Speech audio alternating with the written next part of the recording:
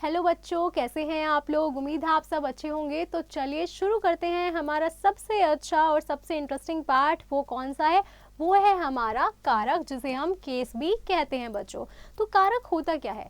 वाक्य में क्रिया को पूरा कराने में अनेक संज्ञा शब्द संलग्न होते हैं।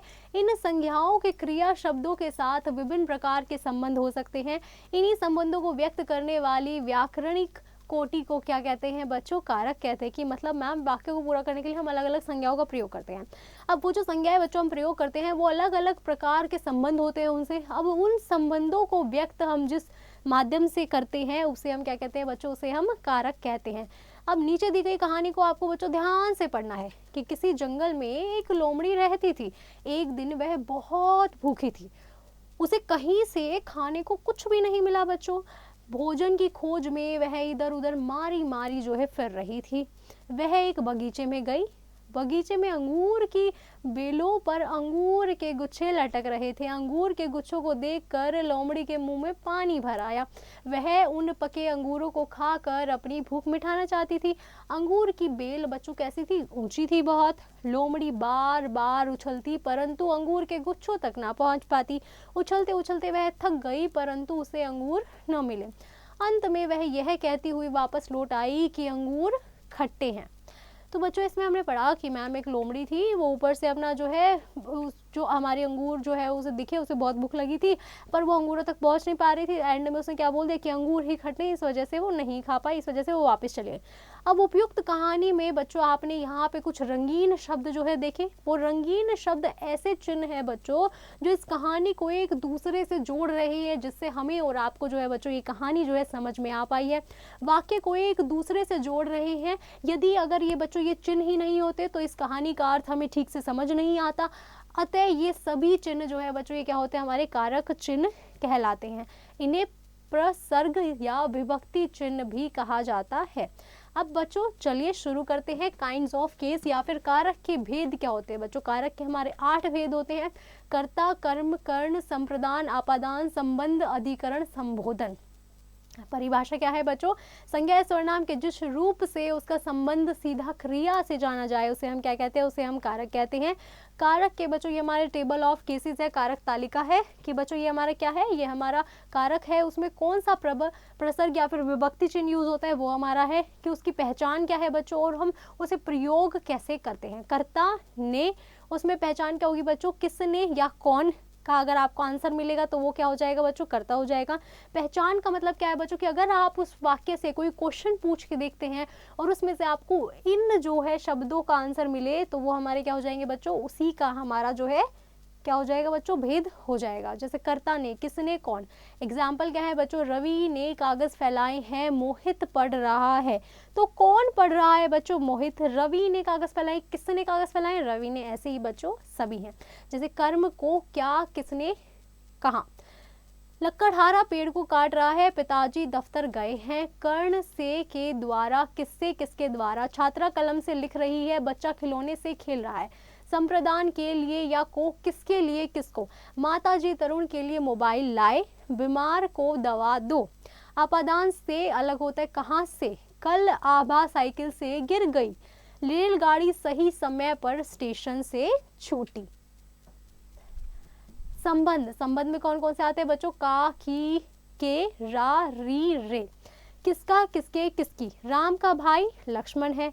मेरे नाना जी की तस्वीर बहुत पुरानी है। अधिकरण में क्या आता है बच्चों? में या पर, मतलब जिसमें किस में, किस पर या कहाँ का आपको जो है आंसर मिले। जैसे कमरे में चूहा है, मेज पर दूध का गिलास भरा रखा है। अब संबोधन में क्या आता है बच्चों? हे अरे, हे प्रभु मेरी रक्षा करो। अरे मोहन तुम कब आए?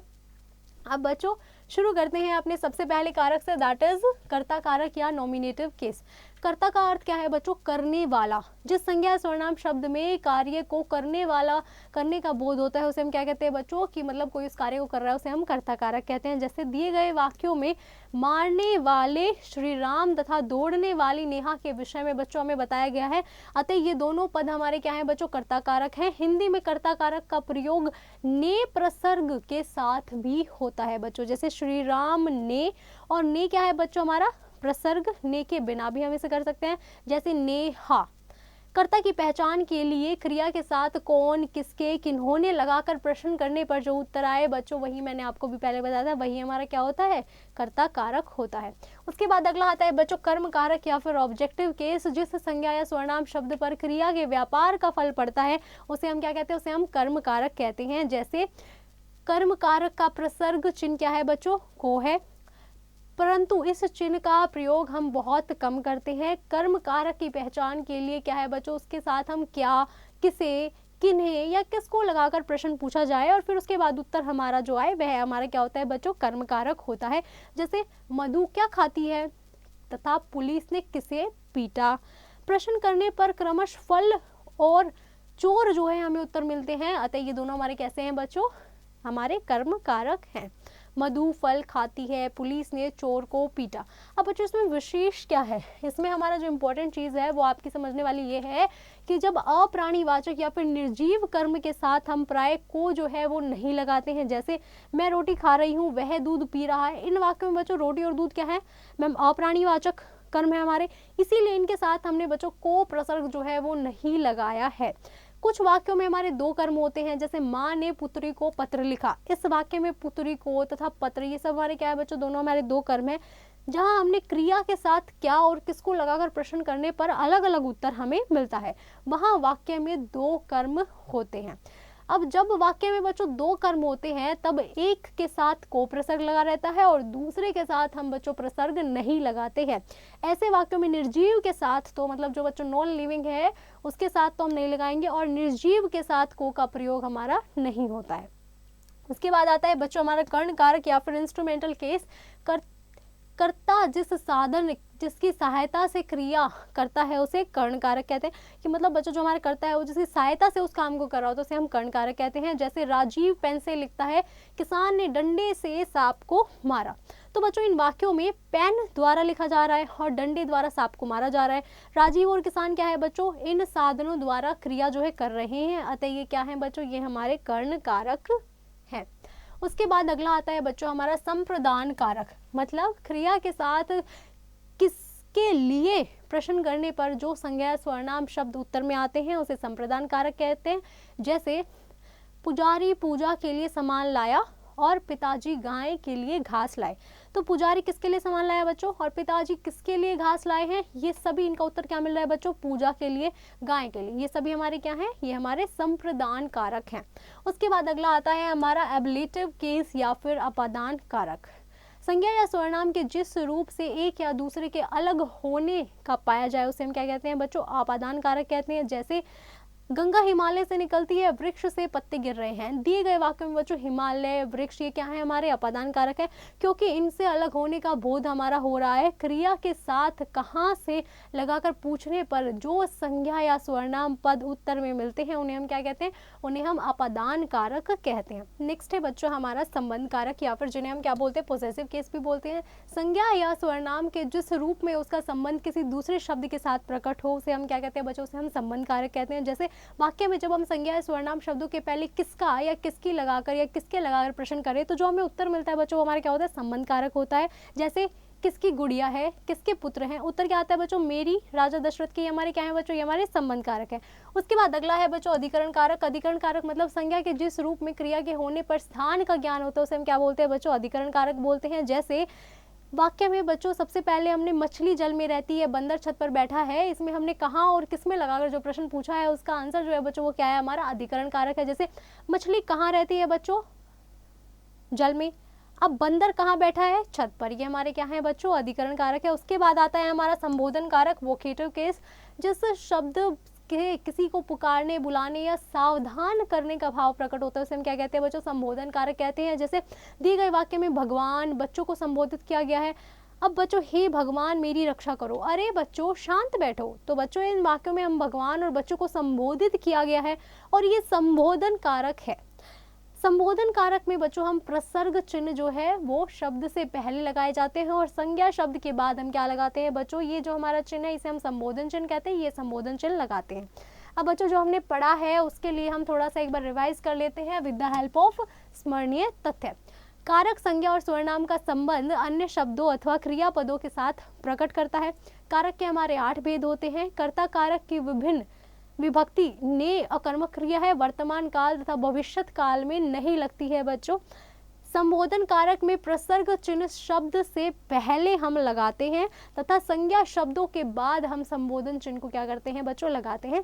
तो चलिए अब हम अभ्यास करते हैं। सबसे पहला सवाल है बच्चों हमारा, कृष्णा ने दौड़ लगाई वाक्य में कौन सा कारक है, बताओ बच्चों। वेरी गुड, ये हमारा कर्ता कारक है। ऐसे ही बाकी सभी आपको स्वयं करने हैं।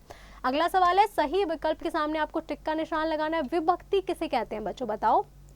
वेरी गुड स्टूडेंट्स, मैम विभक्ति हम कहते हैं कारक के चिन्हों को। ऐसे ही बाकी सभी आपको स्वयं करने हैं। अगला सवाल है हमारा, निम्नलिखित विभक्तियों को उनके उचित कारक से आपको क्या करना है, मिलान करना है। ने का किससे होगा बच्चों, वेरी गुड, कर्ता ने। ऐसे ही बाकी सभी आपको स्वयं करने हैं। अब अगला सवाल है बच्चों हमारा, वाक्य पढ़िए तथा रेखांकित शब्दों में आया हुआ कारक चुनकर लगाइए। क्या करना है बच्चों, हमें रेखांकित शब्दों का आपको पढ़ना है, उसमें जो हमारा कारक आया हुआ है वो आपको इसमें क्या करना है, टिक करना है। चिड़िया छत पर बैठी है बच्चों, पर किसका होता है, वेरी गुड स्टूडेंट्स, मैम पर होता है हमारा अधिकरण कारक। ऐसे ही बाकी सभी बच्चों आपको स्वयं करने हैं। अगला सवाल है, रिक्त स्थानों की पूर्ति उपयुक्त कारक चिन्हों के द्वारा कीजिए। नौकरानी डैश कमरा साफ कर दिया, क्या आएगा बच्चों, वेरी गुड स्टूडेंट्स, नौकरानी ने कमरा जो है वो साफ कर दिया है। ऐसे ही बाकी सभी आपको स्वयं करने हैं। अगला सवाल है, निम्नलिखित वाक्यों में कारक चिन्हों को रेखांकित करके आपको कारक का नाम लिखना है बच्चों। भाग में फूल खिले हैं, ये किसका है बच्चों, में किसका है, वेरी गुड स्टूडेंट्स, अधिकरण कारक। ऐसे ही बाकी सभी आपको स्वयं करने हैं। अगला सवाल है, निम्नलिखित प्रश्नों के उत्तर लिखिए। आपको क्या करना है बच्चों, इन प्रश्नों के उत्तर लिखने हैं। कारक किसे कहते हैं, उदाहरण देकर स्पष्ट कीजिए। कारक क्या होता है बच्चों, कि मैम जो हमारे संज्ञा या स्वर्णाम शब्दों के जो चिन्ह का जो हमें बोध कराता है उसे हम क्या कहते हैं, उनके संबंध का जो बोध कराता है उसे हम कारक कहते हैं। उदाहरण देकर स्पष्ट कीजिए, तो बच्चों उदाहरण हमारा हो जाएगा, बाग में फूल खिले हैं। में हमारा क्या कर रहा है बच्चों, इन शब्दों को मिलाकर जो हमें एक संबंध मिल रहा है जिसे हम इसे अच्छे से समझ पा रहे हैं, वो हमारा क्या हो गया, वो हमारा इसका उदाहरण हो गया। ऐसे ही बाकी सभी आपको स्वयं करना है। उसके बाद है बच्चों कि हमें बोर्ड पर इस प्रकार जो है आपको क्या करना है बच्चों, वाक्य लिखने हैं। अब जिसमें कारक संबंधी कुछ अशुद्धियां होंगी बच्चों, उसको आपको क्या करना है, तत्पश्चात बच्चों ने उन अशुद्धियों को, बच्चों जो है आप क्या करेंगे, उन अशुद्धि वाली सेंटेंसेस को देखें। अब उसको आप क्या करेंगे, आप करेक्ट करके जो है उसे दोबारा दूर करके उस विषय पर जो है चर्चा करेंगे कि इसमें क्या हमारी करेक्शन हो सकती है। उम्मीद है आपको यह पार्ट बहुत अच्छे से समझ आया होगा। अब आप घर पर इसका बहुत अच्छे से अभ्यास कीजिए और इसे चैप्टर को रिवाइज करना बिल्कुल मत भूलिए।